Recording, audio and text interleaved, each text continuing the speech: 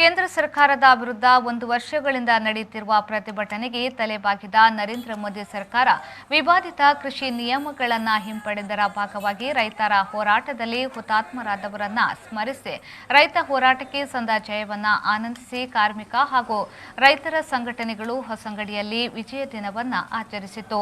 ಏಕಾಧಿಪತ್ಯ ಭಾರತದಲ್ಲಿ ನಡೆಯಲು ಸಾಧ್ಯವಿಲ್ಲ ಎಂಬುದನ್ನು ಮೋದಿ ಸರ್ಕಾರಕ್ಕೆ ಭಾರತದ ಕೃಷಿಕರು ತೋರಿಸಿಕೊಟ್ಟಿದ್ದಾರೆ ಎಂದು ಹೇಳಿದರು.